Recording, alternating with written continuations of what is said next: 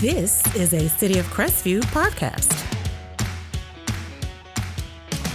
Welcome to Season 4 of CivicView, your exclusive source to the inner workings of your local government. We created CivicView to inform and educate our community on all things Crestview, and we are excited to keep that going with another season of spotlights, history, events, and all the awesome things that make Crestview such an amazing place to live. So, let's get started.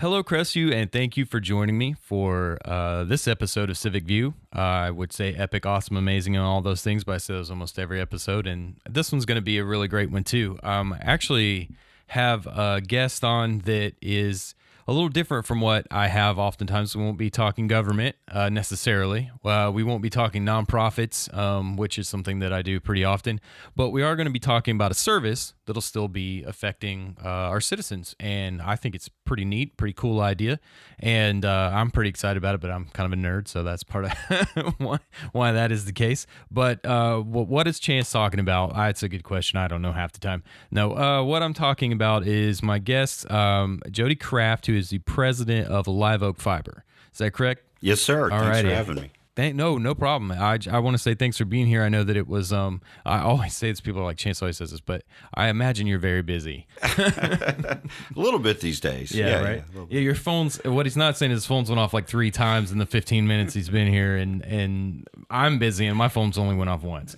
So, okay, so, yeah, so let's just go. I know there's a few things we're going to talk about. Sure. I prepared, is it all right if I call you Jody? Yeah, absolutely. Yeah, I prepared Jody for a couple things ahead of time. There's going to be a couple things I'm going to sneak in there on him, but I think he's going to be able to roll with it. First and foremost, I just want to have you kind of explain what is LiveOak Fiber. Sure, that's easy. LiveOak Fiber is a broadband internet service provider that is building services and activating services in Okaloosa County currently, as well as Glenn County, Georgia. We started last year, around June of last year, and we've been successfully hiring and staffing. We have an office in Blue Water Bay in Niceville, and we have 58 employees now, and we've been actively constructing fiber optic infrastructure in Shalimar since November, and we're just finishing that up and turning on our first customers. All right, good deal. So now my next question is going to be, so you're down in the south end of the county, and you're providing this infrastructure. Now, just real quick, I want to say that's internet service. You said that there would also be phone service, right? VoIP, which is your telephone, like when you have Cox and things like that. That's right. So some of the stuff Cox offers, not television, though, correct? No, we're not offering traditional video services. I mean, we're going to do promotions where we would bundle kind of streaming packages as we grow, but we've chosen not to choose the traditional kind of serial video route, as most large, broadband users prefer streaming platforms these days. Same. More a la Cut that cord a long time ago. Be a little more a la carte with your choices, and so we just want to enable that with the greatest connection speeds as possible. Cool. Okay, so then the question becomes, Chance, everyone's asking this, right? Chance, why do you have this person on? Well, because we are a market that y'all intend to move into, right? That's right. We, as I noted, we're finishing up Shalimar. We have our first customers we've turned on the last 3 weeks in Shalimar, and they're very happy, I'm proud to say. And now we're beginning our permitting and construction here in Crestview, as well as in Destin and Blue Water Bay next. Okay, cool. So then let me ask you this then. So what does that look like? So when you move into an area like Crestview, I mean, we have Cox here, right? They don't really have much of it. I think is it Embark, whoever they are currently, they have some DSL service, which isn't nearly as good as Lumen. I think it would be fiber optic. So what does that mean to the average person? Besides, you can say it's going to provide internet and things like that. But I mean, like if I am not super aware, like what does that look like? What would it look like in my neighborhood? And Happy to talk about all of that, actually. So, the networks you mentioned are local networks that were built here at some point, in the 80s or 90s, and have been serving the communities with internet service.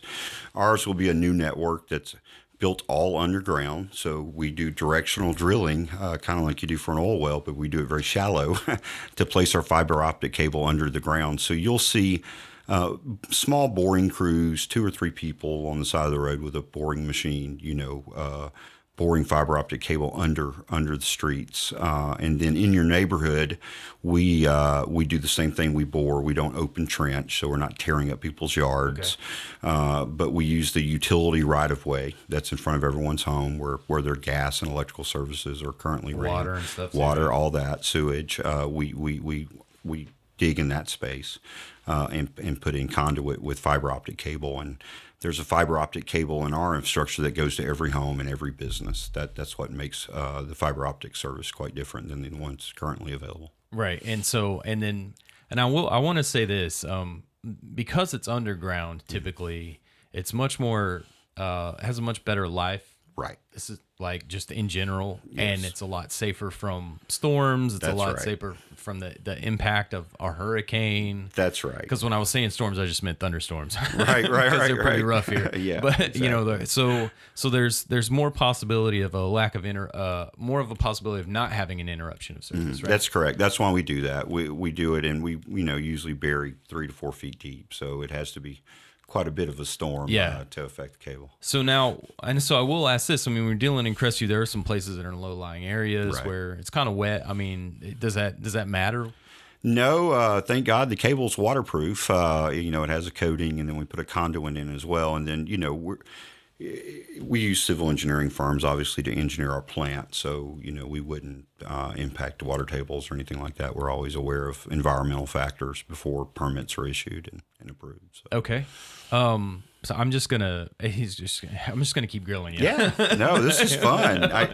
Let's talk about the internet all day. I'm all for it. I love it. I wouldn't have a job if it wasn't for internet. So. Neither would I. Right. So, yeah. Okay, so then I've been curious since the first time I saw the county do a broadband survey to try to get an idea of did they think that was a service that we needed or that people wanted. For me, the whole time I've been like, yes, like no offense to Cox, I have Cox. I'm not trying to make anyone upset at Cox, but it's nice to have competition, right? We live in America, we live in a free market. That's right. That's one of the things that is positive about capitalism for a lot of people is the fact that it allows someone else with a great idea to come in and go, That's right. I see a market, I want to service it, let's do that. That's right. So if I wanted to become a LiveOak Fiber customer, are you going to be in my neighborhood, or do I need to reach out and then that's how you decide where you're going to go? Or Great questions. We're going to build in Crestview regardless. The city's been super supportive, and we planned, and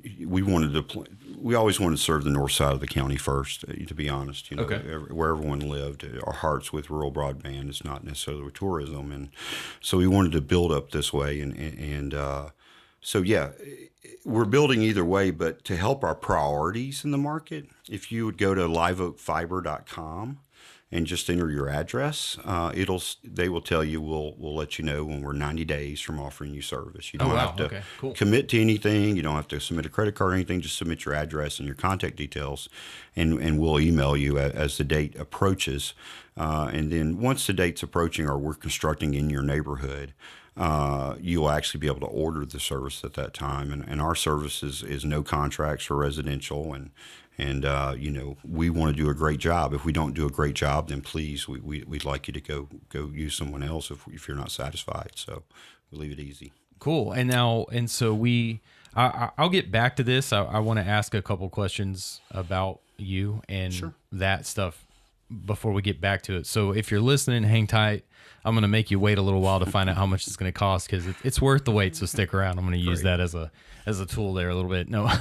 So now, Jody and I spoke a little bit before I hit record. You've been doing internet fiber, that type of stuff, infrastructure, that for networking stuff. That's been your whole career, 30 years. I get older every year, just like everybody else. I'm figuring out. Me too. But birthday this week. I started in the Air Force as a tech controller for the military. People listening, I think they'd know what that is. And I was fortunate enough to be in the Air Force. I was very fortunate. It really gave me direction in my life. But I did one enlistment, and I got out in Denver to work for one of the first competitive service providers in the U.S. called Metropolitan Fiber Systems, or MFS. And so that's really where I got my start in this 30 years, and I've just been blessed to start off as a technician at MFS coming out of the Air Force, and then move to managing national networks, managing global and building global networks in my career, and then the last 7 years before we formed LiveOak, my business partner and I had the privilege actually to advise many broadband providers like LiveOak in the market, over 20 over 7 years, that are building these kind of infrastructures in rural areas. So it gave us a great deal of confidence in this business plan to come in and do this. And we're excited to really offer a world-class service that's only available in these communities moving forward, the service that these communities deserve. I like that, because we so oftentimes, I'm just going to say this. I mean, so oftentimes, because we were smaller for a long time. Okaloosa County was one of the smaller counties in the Panhandle, and we weren't this beacon of development that we currently are. But it was. I remember thinking whenever I got high speed. I'm going to nerd out here for a minute, but when I got high speed internet right after I graduated at high school, going, man, this is so cool that we have this, and then finding out that there were a lot of places that had access to it for like 6 or 7 years or whatever. And I was just like, well, okay. But, some people don't like the internet. Some people do. We won't have a philosophical conversation. I always try to explain to people the internet is not the issue. It's what people do with the internet, right? That's right. those are separate things. That's right. But an international communication network and the ability to communicate globally at the speed that this allows us to communicate at now, I think is absolutely fascinating. It's crazy. No one's having to send a telegram across the Atlantic Ocean. That's right. to get a message across, right? Or send a rider on a horse with a letter, halfway across the United States, and it takes them 3 weeks. Right. But obviously I'm being, a bit dramatic, but the point is that there's no reason why someone in a rural area shouldn't be in the reality is that's what we are, be able to access the same types of internet speeds and network speeds that someone in a major city is. That it's just the matter of someone deciding to come in and put the infrastructure in or not. That's right. That's right. You said it perfectly.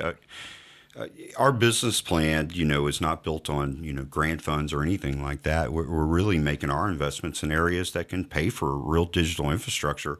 With the current spend, we're going to come in and not raise prices and just give better quality service and higher speeds is our intention. And there's so many rural communities across, northern Florida and southern Georgia that meet that profile, that's just lack these investments. I grew up in a town of 1,000 people in North Louisiana, and we never got the high-speed internet. I think they have the DSL there now, like Lumen does here, but we just they never got it, And I had to join the Air Force, and the internet had to be invented, but I got exposed to it there, and when I went back home, while I was in, they still didn't have internet, and as somebody who's been in the industry and is proud to be from North Louisiana, it breaks my heart that those communities aren't being served. Sure.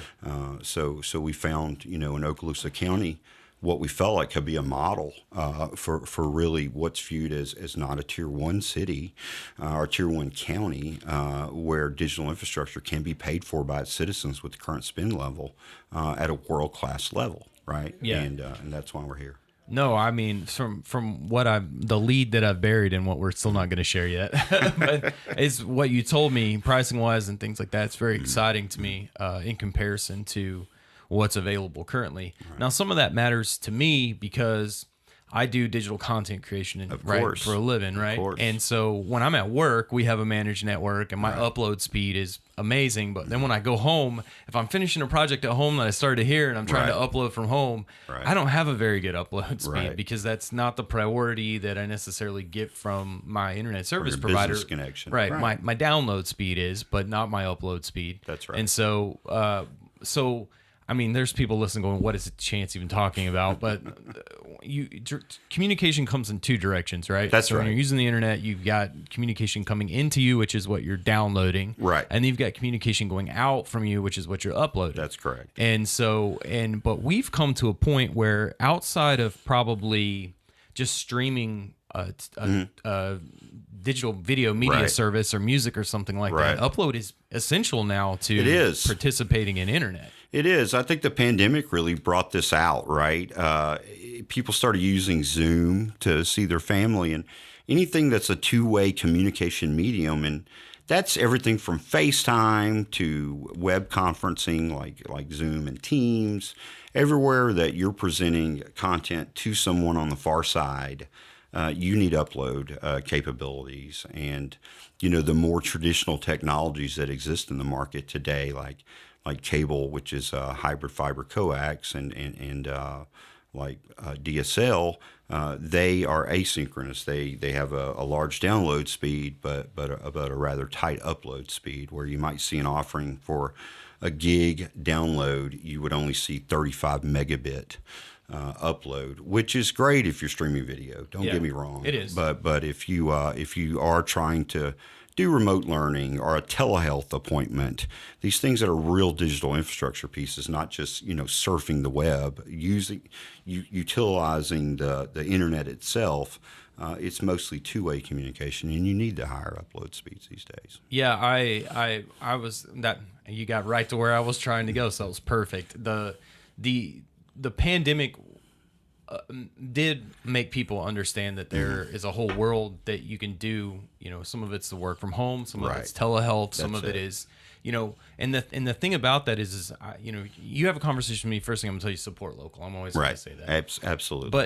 But you can also support local through these things. There's a potential for someone to come in now and run a business from Crestview that they wouldn't have been able to do before because they would have needed the internet infrastructure that they could only get in a large city, or when they could get access to one of the main trunk lines or something like that. That's right. So this encourages commerce in general anyways, right? Outside of just being cool for the citizen or business that uses the services, but it has the opportunity to just expand commerce in general. That's right. Yeah, the whole reason that LiveOak exists, our why statement, I think I've mentioned we don't have a mission statement, but we've got a why statement, is to improve the quality of life of every community we serve through digital infrastructure, right? It's to actually enable these necessary things, because hospitals have regionalized, access to hospitals in regions now. Education is centralizing and going, online everywhere. Yale and Harvard have very, strong online presence now. And there is really nothing outside the reach of someone where they live other than the quality of their digital infrastructure. If it's there, then there's really no content or no service that's outside of the reach then of that community. And that's what we like to enable. Yeah, I mean, I'd never even... So you just said that, I hadn't really even thought about it that way. Yeah. Honestly, but that's the truth of it, right? The whole world now is accessible, but if you don't have a good infrastructure to access that information, if you don't have the roads, you can't do it. Can't get there from here. That's so right. that's I mean, that's awesome.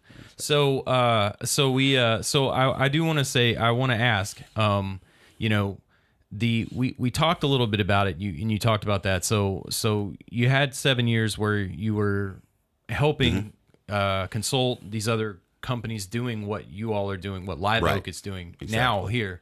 So I feel like you probably have a pretty good understanding of what it takes, what's successful, what isn't successful, those types of things. But now you mentioned being able to pay for it because it's, if you're not using grant funding and things from the government, you're still putting in an infrastructure, and you're doing that with your own money. Right. And so then you've got to, if you've got private investors or private backing, you have to pay that back somehow, right? Yeah, exactly. Things don't happen for free. This is America. They don't let me do that. That would be fun. I haven't seen that business plan yet. Exactly. So, in my opinion, I think I work for government, but my opinion, as little as government does, oftentimes you get better services and less red tape and things like that when you have the private sector take care of it. So let's talk a little bit about money then. Sure. So if I'm going to lay it out this way. So if I'm at my house, I don't have a business, but I do some stuff for work. I do some stuff on the side sometimes. You know, I want to look into good download because I do like to stream video. I stream in 4K. You know, I have super fancy computers and all that kind of stuff. So I like to have good download, but I also want some pretty good upload because I do like to stream content that I create myself. I like to live stream sometimes. Right. I play online games. You know, those types of things. So what's that going to look like on my pocketbook? You, looking around your office, need our largest package. No, I'm joking. He's probably right. He has a few devices, everyone. But honestly, our packages are symmetrical, so we spent some time talking about upload and download speed. All of our package have equal upload and download speed. It's not because we're LiveOak, it's because we're using fiber. It's really the technology we use, and so it lets us do symmetrical speeds to everyone. So our base package is a 500 megabit package, and you get that both ways for $55. And that's fairly adequate for, you know, someone that it might be a couple or a single individual, and they stream video and they do some work from home activities. With maybe, you know, limited heavy use at night or limited devices you're connecting. That's a great package there, and we're supporting the ACP program, right? The Affordable Connectivity Program. So if you participate in any kind of government subsidy programs, you get $30 off of that. Oh, wow. So okay. That's $25 for That's 500. awesome. Yeah, it's excellent connectivity speeds that you know, should be able to serve smaller homes. So let me just real quick. Sure. So Jody said 500 megabytes. Yeah. And most people don't. They're thinking of what they see material wise. They're always using gigs. Yeah. So that's half a gig. Yeah. That for what people don't understand is there's gigabytes and gigabits. Right. And the sales pitch is usually gigabits. Yeah, right? yeah. Ours is gigabits. Yeah. Per second. Gigabits per second. And so that 500 is, if I'm not mistaken, that's you're stepped up quite a bit above a base tier package. Yeah, local offerings I believe are around 100 meg or 200 meg. So your base package from the current providers is around that speed and that price point actually. And so we want to offer something that is not going to slow down at night. Something that's going to give you the speed you need to have the connectivity you need for your family, for a small family, a starting family, whatever the situation may be. That should be a good base connectivity package. For you use things. I can tell you have devices at your house, and that would be our mid tier package, which is a 2 gigabit each way. Yeah, I would package, not need right? More than that. So that's twice the speed of anything available in the market on the download, and I believe the fastest speed upload in the market is 35 meg. So. I'm a Louisiana boy. You'll have to do the math, but that's something like 15 times. Yeah, I'm going to say, you're beating it for sure. Yeah, quite a bit, yeah. So 2 gig on the upload. And we do that for $100 or $99. Which is what I'm paying for a package that I currently have that doesn't even come close to that. So I'm personally pretty excited about it. But so now we talked about some businesses too. Yeah. Can you talk business pricing? Yeah, let me tell you about the last resi, because there's power users. There's people with a lot of connected devices. They have large homes, and we do 5 gigs. So step it up one more to $135, which still that's less than what most people are paying. Yeah, and that's the fastest package available in the U.S. So you're not going to buy it from anyone else any faster right now for anywhere. So this is the fastest speeds, and then business. We absolutely have business programs. They start at 2 gig symmetrical. Guess what? $100, all in. That's a managed router in both of these situations too. We don't rent equipment to you. When we install it, you get a full managed router and connectivity. That's just yours. It's everything in. Okay. Yeah, everything and then can I go in and tweak it if I want? You will have your credentials, and you can set deal. your side up. Yeah. If you break our side, we got to come fix it. Fair. But at your local network, of course. Yes. All right. Cool. So now, we talked about that, and then you said you were going to offer some the voice, right, that type of stuff. Telephone that is correct. for anyone doesn't know what I'm talking about. And then larger scale for businesses, if they need more telephone service, that's part of it too. Now, of course, those prices are going to be a little different than what we discussed. Yeah, but they're not much different. That's why I'm happy to kind of brag on our business stuff. We're going to do 2 gig with a business grade router, Wi-Fi router that for $100. So I think that's probably the most aggressive rate in the market in the region. Okay. For that speed, and then we go to all the way to 5 gig for business as well. And then if you have a dedicated need for your business, if you're a larger business, we can go to 100 gig connectivity speeds for like private connectivity and internet connectivity for large enterprise. Sure, if they're hosting. They need servers. That. They need that. Like that. Yes, that's right. I got you. And the voice side, we're going to do a normal, what we call POTS, plain old telephone service, which has some extra features to homes. We're hoping to release that in the next quarter. And that'll be just a flat rated, unlimited calling kind of plan you're familiar with. Is it a separate plan? Yeah, it's a separate plan. It would be, I don't want to talk price points yet because it's a quarter away, but it's something very reasonable that would just add to the $5,500 or $135 you're paying now. Cool. I dig it. Yeah. I like it. Yeah. I mean, I like it because I already get emails from my internet service provider that I use too much internet. And I'm like, what do you mean I use too much internet? Oh, yeah. We have no caps, too. You didn't ask. I always forget people do caps. I was going to ask. Yeah, absolutely. No. Please, you bought the service. Please use it as often as you'd like. Please. Yeah. Well, and with fiber, you had mentioned, so with fiber, you don't get the slowdown as much either, right? So, well, you really don't get any because there's probably not going to be enough people. Yeah, I mean, not say that even if everyone in town got it, right? Because fiber is capable of transferring so much data efficiently, right? And we don't share as many. Or the architecture of a fiber to the home installation does not share as many homes on a gateway. Is an easy way to say it. So.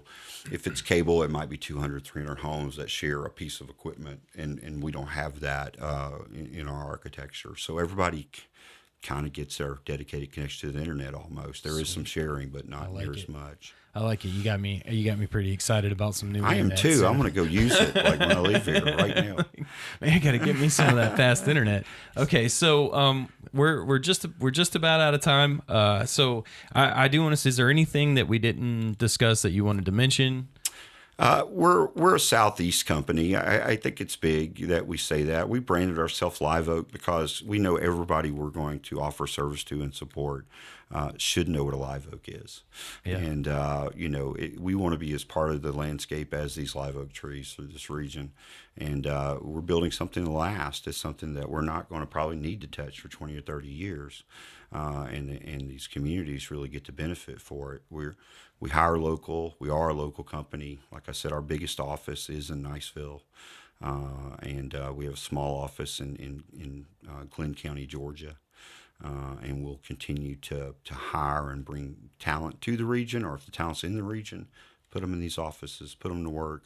From technicians to engineers, everyone works for our company. We don't use contractors that way. Cool. I was kind of curious about that when you're talking about the people being in the neighborhoods. Yeah. So they'll be in LiveOak Fiber trucks. And they will. And when Fiber guys. We're real fancy. When you order your service with you, you'll get an email to schedule your service. You'll be able to see what your technician looks like before they ever get there. Yeah. So you'll know who's coming. You'll know who's coming, and they'll be LiveOak badged and LiveOak trucks, and they work on my payroll, and they go through our training programs. We have Lou Martinez is our vice president of service experience. We call it Service X, and we really feel like that is the difference. Above and beyond the technology we're deploying, the quality of the installation, the quality of support is everything to us. We want to be responsive. So our technicians live in all of these neighborhoods we're building. You have a technician that's in your neighborhood. If you have an issue, they can respond. And that's cool. That's the whole model. That comes along that's with right. That. Yeah, that's right. It's a different type of customer service. I think we actually came in first in the chicken and the barbecue recently at the Triple B. You guys were at the Triple B. Yeah. Right. We got first place for chicken. That's right. And y'all were the sponsor for the stage too, right? That's right. Yeah. That's right. Yeah. Pay attention a little bit. Y'all think I don't? Y'all see me there like, hey, chance walk around rambling at a Facebook Live thing. I'm paying attention. Okay, so Jody, just thank you for being here. Thank you for having us. Yeah, no problem. Thank you for sharing this information. I'm excited. Everyone's like, Chance, you're always excited. I am. I'm always excited because I always get to be a part of these things, even if it's a small part. of these things that I never thought I was going to get to see happen in Crestview. And you can be upset about that it didn't happen a decade ago, but what's the point of that, right? Can't go back in time. Yeah. I mean, if I could go back in time, internet in Crestview would not be the thing I'd be doing. No offense. I probably would, but okay, yeah. well, that's fair. We're going to do it as fast as we can, though. I mean, it took us a little while to get here, but man, we're going to work. Yeah, it sounds like it. And so again, I just thanks for being here. Real quick, I'm going to say to everyone, it was only a few seconds. So I'm just going to go over because I'm going to give this lesson like I do every single time. Local government has a bigger impact on you than a federal government, state government does ever, always. It's not going to change. It's not going to go away. So if you like what we're doing, let us know. If you don't like what we're doing, let us know. Come to council meetings, reach out to me, PIO at City of Crestview .org. Follow us on social media at City of Crestview, all those things. Check us out on the radio when WAZ, WJSB plays these on Saturday mornings at 7 a.m. Thank you to them also.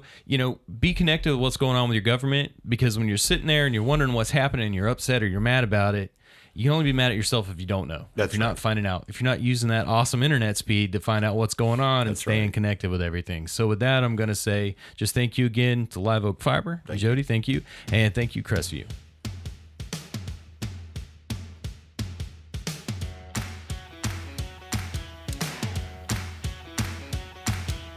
Thank you for joining me for this episode of Civic View. You can hear new episodes every Friday on Spotify, Pandora, Amazon, Audible, Podbean, iHeartRadio, and on our website at www.cityofcrestview.org. Civic View is a public affairs program produced and recorded right here at City Hall and is also featured Saturday mornings at 7 a.m. on WAAZ-FM and WJSB-AM. Our music is recorded, produced, and performed by Scott Holmes, and you can find us on Instagram, Facebook, and Twitter at City of Crestview. And with that, I'll say be safe, Crestview, and I'll catch you next time.